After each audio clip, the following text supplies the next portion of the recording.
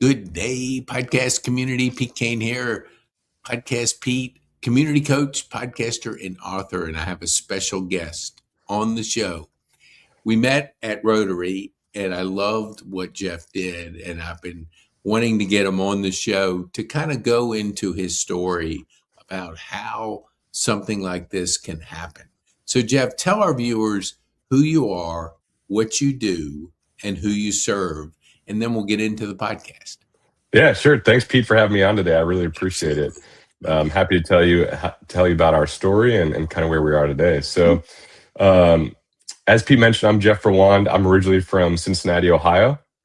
Moved down here in 2007 to work for Delta Airlines, and started to see. I was fresh out of college. Started to see that there wasn't really an easy way to meet people out of college. In college, you're very fortunate enough. I was actually part of Rotaract at the University of Cincinnati, helped start that.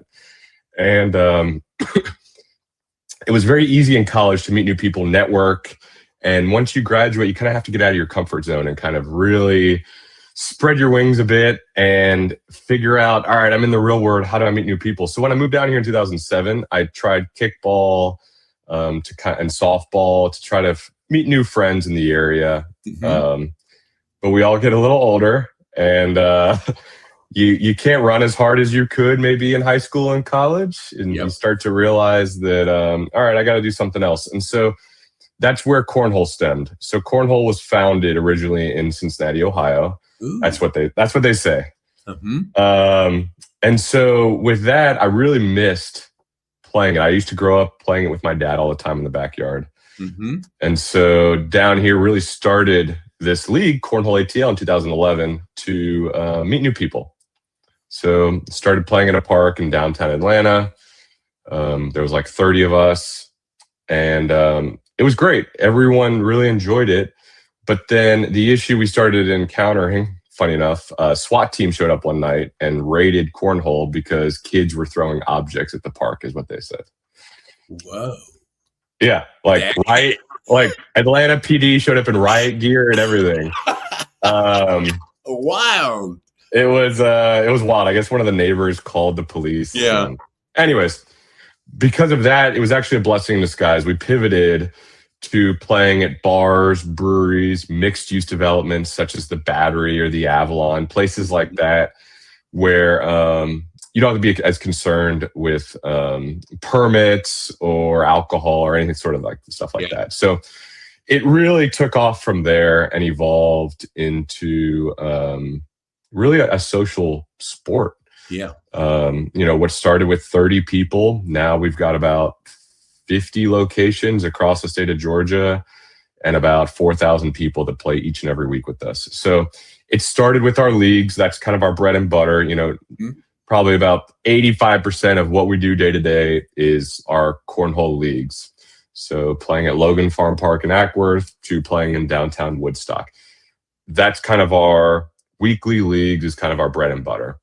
But how we connected, Pete, is obviously kind of around some of the nonprofit work that we've done as well. And so we do a lot of nonprofit or even corporate events as well. But from a nonprofit side, it's really grown over the last 6 years, especially since COVID, where a lot of organizations have tried to pivot away from golf tournaments in particular.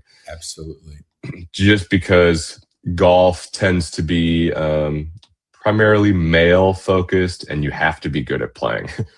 And so we've had a lot of organizations come to us and say, hey, can you run a cornhole tournament for us? And so we love doing that because it's more inclusive. You can play it anywhere. We can set it up at a green space or at a brewery, or where you pick where you want to go instead of at just a singular golf course. And so the tournaments usually only last, 2.5 to 3.5 hours, which is pretty much people's attention span these days. Right. And so it's been great to do that. In particular, but besides Smoke on the Lake that we did for you all, I'm really proud of one of our largest events, which I thought I'd highlight too. We run an event every year for the Pediatric Brain Tumor Foundation. It's actually put on by Marsh McLennan and Associates, an insurance brokerage, MMA. And they do it every year with us. They've been doing it for 6 years. And we raised $650,000 from a one-day cornhole tournament. Holy mackerel. So, they do a lot of activations with their like Travelers Insurance and Hartford Insurance. They get, big chunks of money for board sponsorships from those brands. Mm-hmm. And then they bring out, I think it's close to about 100 teams to play on a Thursday evening. Wow. And $650,000 goes to the Pediatric Brain Tumor Foundation. So it's really cool what this does. And the way I look at it too, Pete, is less so we do less of sport. Like, this is not really what I'm in the business of, is not really a sport. Right. We're in the business of networking, bringing community together. Cornhole is just a way to do it. I mean, we could do this with chess or whatever it is. Right. We're just good at kind of bringing people together. And so about 6 years ago, we added on a Bocce league, the Italian game where you roll a ball. That's really taken off as well. And so now we do both cornhole and bocce, and it's been really, really cool to see it. Wow. To have an impact like Marsh McLellan, and I know somebody at the church that works for them. Oh, cool. So they're one of the biggest. And they're one of the biggest. Recognizing how putting together something over an evening can have that much impact. I ran a golf tournament for Rotary years ago. It's a lot of work. Oh, it's a lot of work. It's a lot of work. And it's like a year thing, and you're just like hoping that all the weather's going to go right, everything's going, and finding the right golfers. And Correct. It is kind of very common. Yeah. So you're not doing anything unusual. What was the biggest surprise when you started dipping your toe into the charity and the fundraising? What surprised you the most when you were putting that together? Yeah, I think the biggest surprise there was that a lot of these organizations, they don't really know how to do it. Mm-hmm. You mentioned golf, obviously. A lot of people think that they're experts in this, and a lot of the times they're not. And so they look to us to be kind of the expert of it and say, hey, we trust you. You need to kind of take our hand and show us how to actually execute on all this stuff. And so we have a team that specializes here at Cornhole ATL only in tournaments, nonprofit tournaments. And Virginia and her team are fantastic at kind of leading everyone and say, hey, a month out, you want to make sure you hit up everybody with email communication, social media. Just as you probably realize with golf, everyone waits till the last minute to register for these sorts of things. And so being patient, not getting discouraged, and just making sure you kind of follow a plan is key. So I think that's kind of the biggest thing there, is just making sure you follow a plan. And we definitely help to provide that plan to get you to the right spot. I'm familiar with cornhole. I've done it for years. For somebody that's not, kind of explain to them the mechanics of it, the social work, and just why it has become so popular with groups. Yeah, sure. Happy to. So with cornhole, the game is fairly simple. So it's basically two wooden boards. They're made out of plywood. Mm-hmm. You set them 27 feet apart from each other. So one board would be here, and then 27 feet away would be another board. It's a 2 foot by 3 foot piece of plywood with a hole in the middle of it. And so it's an angled board. And so what you do is I would get 4 bags. And if I'm playing against Pete would get his 4 bags. And we'd take turns tossing to that board 27 feet away. And then you just add up the points. And so if you miss the board completely, it's no points. If you get it on the board, it's 1 point. And if you get in the hole, it's 3 points. Mm-hmm. So when I'm throwing all 4 of my bags, and let's say all 4 go on the board, I would get 4 points. And Pete is a really good cornhole player, and he throws all his bags, and all 4 go in the hole. he would get 12 points. And so we would add up the difference. So it'd be Pete's 12 minus my 4 would be 8 points for Pete. Okay. So you do that until you go all the way up to 21 points. And then we'd go down the other side and throw it back, and you go all the way up to hit 21 points. So that's kind of the general gist of it. And I think what really propelled it, oddly enough, was kind of COVID, because during COVID, early on when it was the social distancing, nobody knew where this was coming from. We took spring off, obviously, of COVID year. And then summer, we were right back at it because we were outside and people were allowed to bring their own cornhole bags. So they weren't having to touch our bags because nobody knew where this was coming from. And, you're 27 feet up away from each other. So you're very socially distanced. So that part of it really propelled the popularity of it. There's also the American Cornhole League and the American Cornhole Organization. They're two national brands that exist, and they do a lot of stuff on ESPN as well. So I think that's given it a lot of notoriety. So that's definitely helped. But for us, for Cornhole ATL, our biggest thing is offering different skill level divisions. So we have beginner, intermediate, and advanced. And 80% of our players are beginner, intermediate, and only 20% are advanced. And that's kind of intentional. We like to be the approachable league where, if Pete's playing in his backyard, then you would join our league. And if you want to be a more, wear your headphones, only drink a water, not a beer, and not talk with anybody, then you can go play in the ACL, ESPN Cornhole League if you want. But for us, I want to be high-fiving with my opponent next to me when he makes a good shot. Yeah. And when my partner, when she's throwing back, I want to make sure that, I'm cheering her as well. So just making it more of a social sport. Yeah. My son-in-law, we were talking before we started, they would get together, and I don't remember the bar. I think it was one in Ackworth, whatever what it was. Sure, yeah. Getting people together, having activities to just kind of like, and the level, because they were at, I don't remember the exact level, but they moved up from 1 year. Yeah. And, it's almost like that Alta to make it more competitive as you keep anteing up your team. You Correct. Go to a different level, which challenges you. Exactly. And, it was like he looked forward to it so much because it was with guys just hanging out and competing, but having fun competing. Exactly right. Exactly right. Can you look at next year? Because it always is, leveling up, like going to the next level, whether we're competing in a league and you have your beginners, intermediates. What do you look forward the most next year to level up, Cornhole ATL? Yeah, Pete, that's a very good question. And kind of the timing of it is impeccable. So we're going to be expanding outside the state next year. So that's kind of our 2027 goal.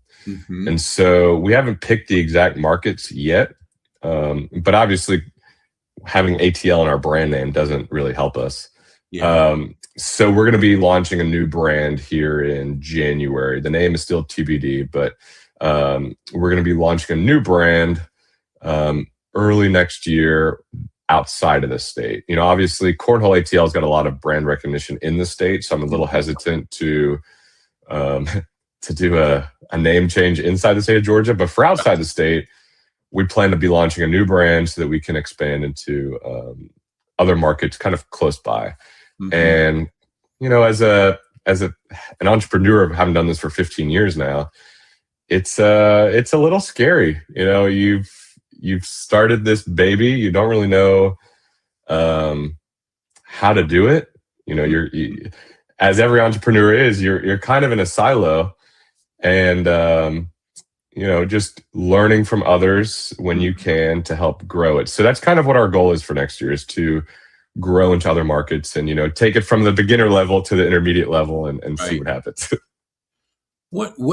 What's the challenge when you look at other states and you got the brand recognition here in Atlanta and the Yep. surrounding cities?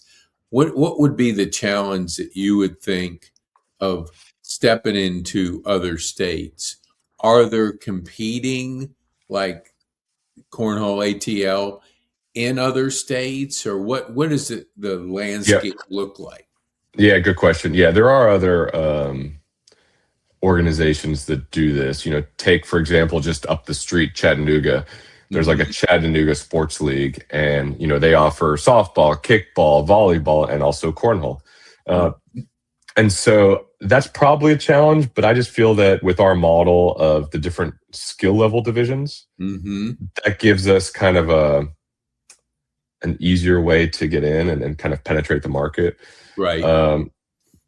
What we also have going for us is we do a big statewide tournament for the winners of each division at each location.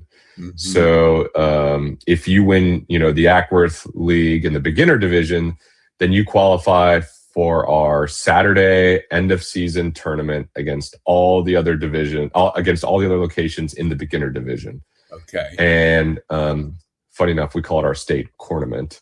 I love it. And so I think that's kind of our biggest draw that we'll have once we go into these other markets is being able to say, hey, Chattanooga or Huntsville or wherever else we had a league. Now that you've won that league, you get to qualify for we'll call it, our nationwide tournament or nationwide cornament, whatever it is, Southeast cornament.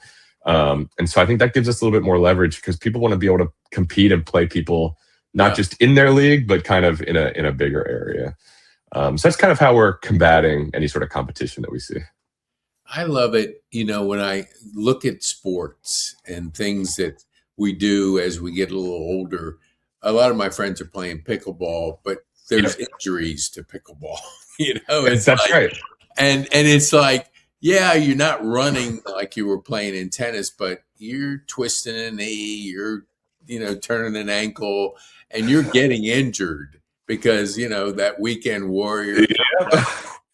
I don't know too many injuries in cornhole. Is it go out your hand or something?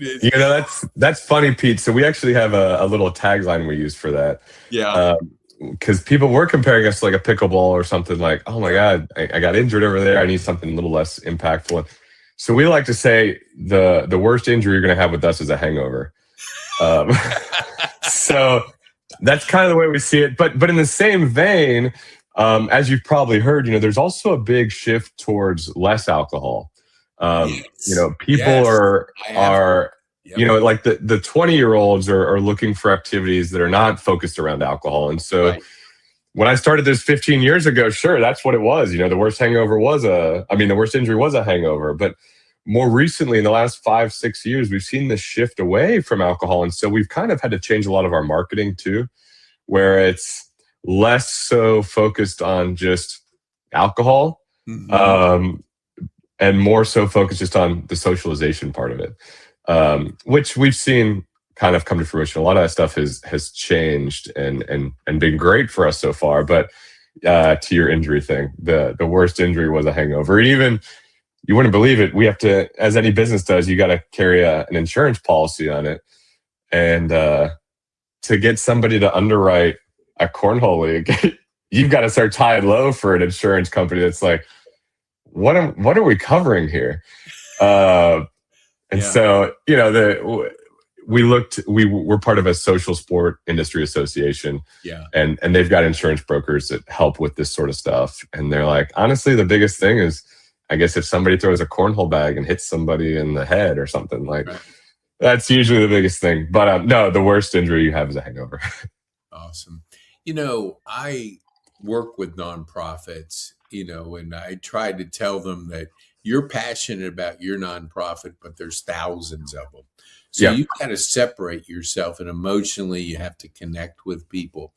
So I want you to go a little bit deeper into the nonprofit way of of raising money, because if you can't raise money in nonprofit, you're going to have minimal impact. That's And correct. the example with Marsh McClellan is a great one.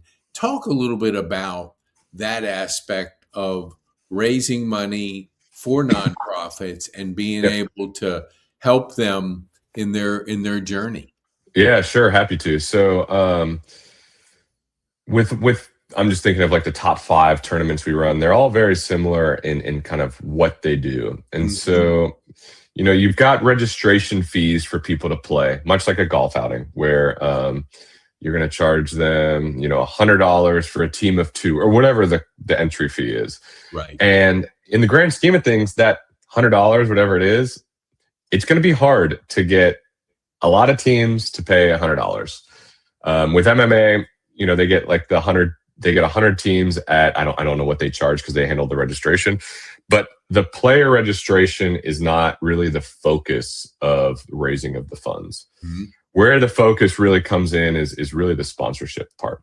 Having MMA's team go out and get sponsors to do some sort of activation on site. And with us, where we're able to help is our biggest activation from a sponsorship is actually custom branded cornhole boards. Mm. So we ran an event this weekend for the Max Groover Foundation up in Roswell, and they charged, I think it was like $100 a team of 2. I think they got 30 teams.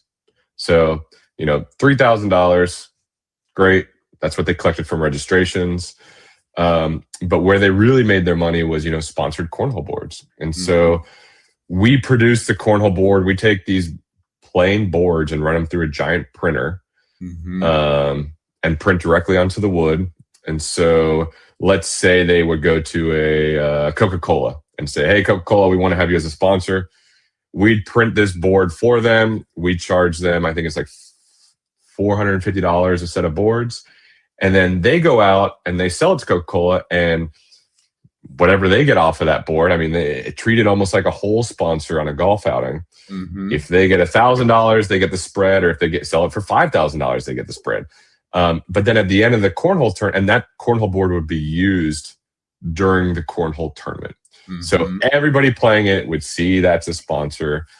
And then at the end of the cornhole tournament, that sponsor actually gets to take that board home with them. And so that's kind of a cool, very attractive piece of it, because, usually at a golf outing, you get, the sign that's on hole number 1 that says, hole sponsored by. But here you get like an actual tangible takeaway. And these boards are very, very nice boards. And now they can use it for any sort of activation they want to use it for. And so that's really where the popularity of sponsorships come into play. And that's really how you make a lot more of this money for these nonprofits is really these custom branded boards that are then used in the cornhole tournament itself. That's awesome. As an entrepreneur, we're seeing technology moving fast, AIs, at an accelerating pace. How are you using like AI as an entrepreneur that you could share with us? Oh my God, Pete. It's crazy how much we're using AI. I never would have thought that I would be using AI in the cornhole world. Like it's like, where would you use it? I use Claude almost daily, if not hourly, in this world of business. One of the biggest ways I use it currently is basically as a board of directors for me. When we look to expand outside the state, being able to use it as kind of a right-hand person that I can bounce ideas off of, see if it's the right move. When it comes to our leagues, I use it daily for checking in on how registration counts are doing and seeing how things are trending versus past years. And then even from an operational side, our biggest hurdle is we're an outdoor sports league. And so weather is our kryptonite. And so we use AI. We get 2 automated messages every day, one in the morning and one in the afternoon, that literally tells us what the weather is going to be for the specific leagues we're playing at that evening. Right. So we can really make good decisions as to whether or not we need to cancel the league or if we're still going to be on. So I use, like I said, I use AI all day long just to help me more efficiently run the business. And it's really, I use it more for in-depth analytics, less so for like writing emails and stuff for me, Right. but more so just to be able to bounce ideas off of somebody. Because when you're a solopreneur or you're running this business, I have a team of 3 people, full-time employees on my team. They're handling operations and account management and tournaments and weather. I need to be able to, have somebody or something I can kind of bounce ideas off of. And so that's kind of how I use it right now. That's so good. I've seen the evolution because I had my AI moment for about 4 years ago, and my partner's an AI as an AI agency. So he would always say, Pete, how are you using AI? And I said, I don't have time for that stuff. And then I did my first course. I about fell out of my chair because I was like, no way. This is like take me 6 months to a year to form it because I'm not like a word. It's crazy. But it just gave me the framework and it opened up my eyes to how powerful. Now it knows me, and you're right, like a board of directors, it's like you're talking with somebody on a regular basis. Give you feedback, which is so important. So important. And we've yourself. And we've been able to hook it up directly to kind of our back-end registration platform for the leagues, so it can mine that data for me. And literally, like I ran it this morning, it can spit out kind of where we stand with registrations, which leagues we need to be concerned about, which leagues we need to get a little bit more focus on. And so it really just helps to give you stuff. Obviously, you got to check it, but it gives you the stuff to really start making actionable things off of. So no, it's been great. It's been fantastic. How, as an entrepreneur, we love challenges. How do you challenge yourself on a daily basis? Yeah. I'd say right now it's around this rebrand for outside the state and expansion. So I'd say prior to that, it was really being able to see where we can add new league locations and how we can grow those league locations, the existing ones. Because for us, it's a lot easier to grow an existing league than it is to bring on a new location and start it from the ground up. Right. And so that's kind of how I challenge myself, is being an extrovert, putting myself out there, meeting with the venues, maybe going out there and putting out some new marketing materials to basically drum up some more new players. I'd say that's probably how it is for me. But also, the other thing I'd say to challenge myself is making sure I'm not doing all the jobs within the company myself, and doing better at delegating to my employees. That's probably been the hardest challenge, and something I've done to really challenge myself is, this has been my baby for 15 years, making sure that I know that I can give stuff to my employees and that they can actually take it on. And they've done a fantastic job of being able to do that as well. That is awesome. So if you were like giving advice to a 20-year-old Jeff, and you could give him one piece of advice, what would you tell him? Oh man. One piece of advice, 20-year-old Jeff. I would say it's not going to be easy. You got to stick to it. And so don't be afraid to make mistakes, because things are all going to work out. In our example of how the SWAT team kind of rated us at that league, it was a little disheartening when when the police show up. You're like, oh my gosh, how do I get over this hurdle? And so being able to kind of find a solution, and it ended up being the ideal solution, being able to pivot away, bring in new venues. So I'd say that 20-year-old Jeff is do that. And then on a personal level, I'd tell 20-year-old Jeff to start investing in the stock market as soon as you can, because saving, and just making sure you do that. That's something I remember from my finance professor back in college. So I think that pays off dividends for people as long as you start that early. Absolutely. Yeah, that is great advice. What would you say when you look at like the future and you look at expanding into different markets, what excites you the most about that part of the business? Yeah, I think the new challenges that come with it. Yeah. The new challenges, but also being able to give my staff the opportunity to be the ones to now execute and grow those markets. I did it. I feel like I did for the last 15 years. I did Georgia and I grew Georgia. And now being able to go to these new markets, I'm excited about having my staff go to those markets and grow those markets. So I see a lot of growth opportunity, not just for us as a company, but for my employees individually as well. Awesome. A lot of times on social media, we only see the good things in a journey. Yep. And we don't really, open up the hood and see what goes on. 10 plus years as an entrepreneur is a long time. Yeah.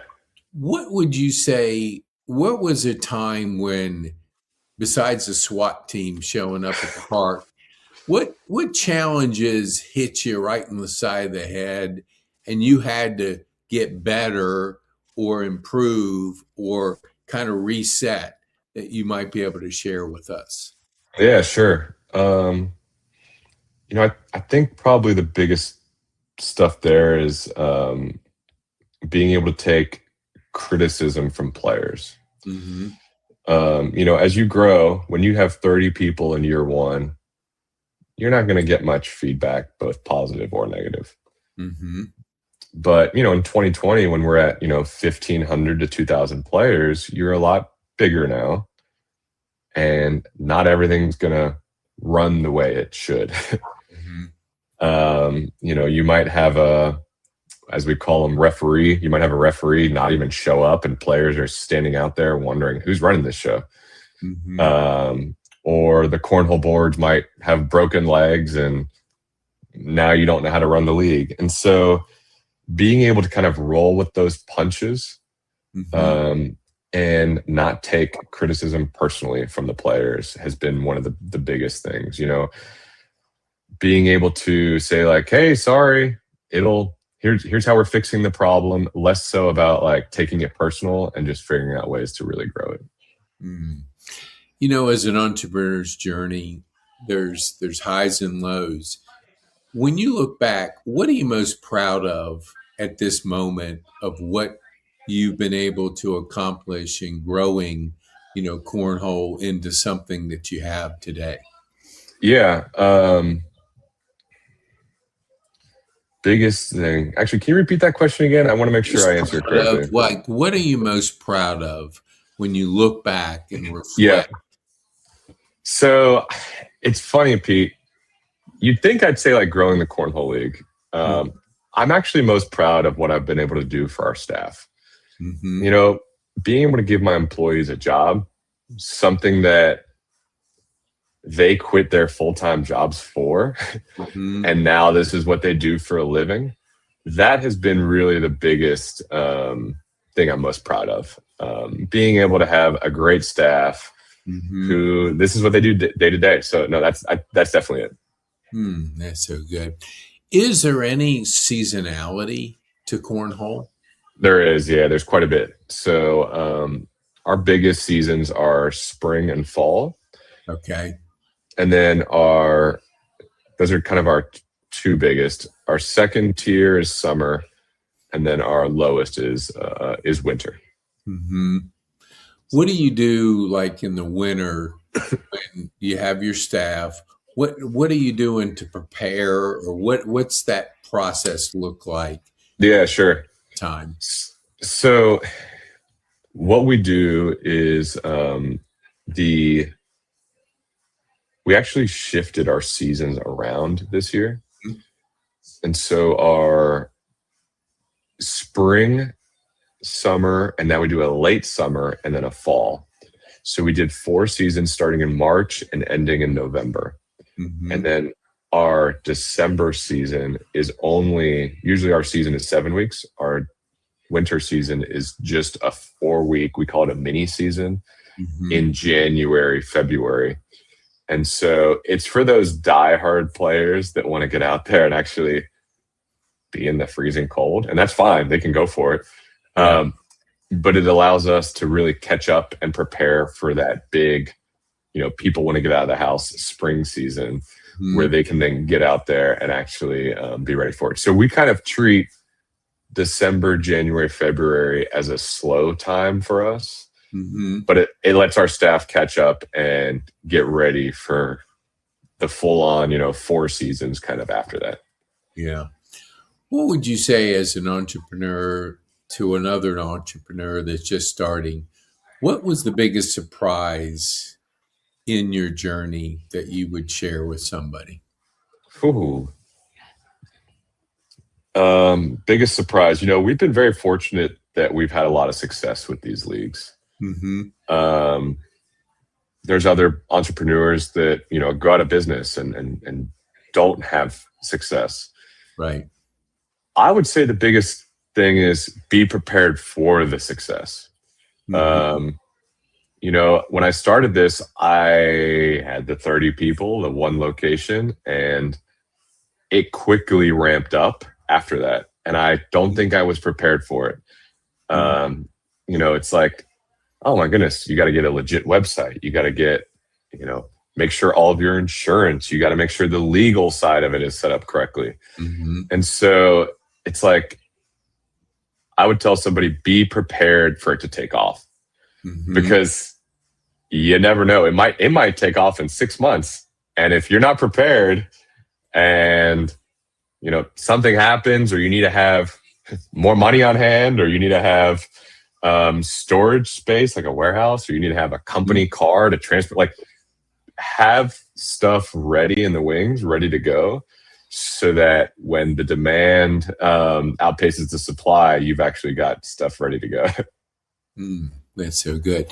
Do you find that there was a mentor or a person in your journey that stepped in to help you through the growth and through the journey that you could share with us? Sure. Sadly, there wasn't. Okay. I didn't really have a mentor that helped me through this. What I would say is I looked at other sports leagues in the area and saw kind of what they were doing and saw, okay, here's how they did it, here's how they function, and tried to do something similar. So I would say there's that portion of it, but when it comes to having a mentor, no. And I wish I did. It would have made the journey maybe a little bit easier. Yeah. Maybe everything that happened in 15 years would have been compressed into 5 years. So yeah, sadly I don't, but I hope that one day I could be that mentor for somebody that's looking for it. Yeah, because as I heard you speak at Rotary, and you were talking about the fundraising part and the nonprofit, when I met Virginia, that's what I was surprised about, what the potential to raise money in a creative way, a fun way, that I think when just from an outsider, and I don't know for as much as obviously you do, but do you feel that when you step out of your world here in Georgia and Atlanta, that others don't have that kind of perspective of an upside? Are they just running it as a recreation league for the most part? Or do some of them see it like you see it as a way for companies to really step up ways to raise money and be able 100%. to... Really? Okay. 100%. Yeah. And we've been running a nonprofit cornhole tournament once a year in Huntsville, Alabama. Okay. And they have been so happy with everything that we've shown them. They've actually gone to nonprofit conventions and told other nonprofits about us. Mm. And so we've been in touch with other companies or other organizations in Lexington, Kentucky, for example. Mm-hmm. So we've already done a couple one-off nonprofit events. Yeah. Because, you know, these other organizations see how, first of all, how easy it is for them, because Mm-hmm. they only have to focus on the sponsorship part of it. Right. They can trust us for the day of running of the event. Yes. And so it just makes it way, way easier for them to be able to raise money. Ooh, yeah, that's Yeah. what gets me excited the most, because I know what it takes to run a golf tournament. Oh, And I yeah. know that everybody tends to have one, and you got to stand out. You got to be unique. You got to be different. And when you bring something that when people can get together, it's not a 5 hour, 6 hour, which golf tournaments are, Yeah. stretch out. It's not an all day event. It's more focused on a smaller time frame. Correct. It makes so much sense that people realize that there's so much potential to be able to run a different type of event Yeah. and get that excitement level. And as long as there's a flat space, we can set it up anywhere you want to. Yeah, exactly. That is so good. I want to be respectful of your time. So Sure. tell our viewers, how can they get a hold of Jeff and Cornhole ATL? And then I have one final question. Sure. Yeah. You can email me directly at Jeff, Jeff, at cornholeatl, all one word.com. And you can also check us out at cornholeatl.com, and also our Bocce League at atlbocce.com. Awesome. We'll also put it in the show notes for people if they're driving and they're listening. We don't want you to not focus on your drive. Don't email me while you're driving. Unless you're doing a self-driving test. Yeah, exactly. There you go. It's okay. That's right. Then it's okay. But what would be the one thing you would want our viewers to take home from our time on this podcast? It's a good question. I would say, go play in a cornhole league. Don't be afraid to step out there. It's less so about the actual sport and more so about the social camaraderie. So I think that'd be the biggest takeaway is don't think you can't be part of this if you've never played. Think of it more as a way to meet new people. Awesome. That saying right there, it just reminds me, because a person was sharing with me the loneliness that we find out there, and people crave relationships. They crave connection. They crave people. We get our energy from people. And so it's so good that those are happening within what you're doing. So 100%. I think there was an article the other day I saw too, Pete, that said like 55% of the U.S. population feels lonely. Yeah. I think that was similar. I was going like, what? Dang, so that's we came out of this COVID time, and people were so used to doing stuff virtually. They're trying to get back out there and do stuff in the real world. And I think what we've got is a great outlet for that. Yeah, that's so true. Well, Jeff, thanks so much for taking the time to be with us, to share your journey, and to really open up people's eyes to what is possible through cornhole and doing something to help grow nonprofits and companies that want to do something different. Thank you so much. Thanks for having me on, Pete. I appreciate it.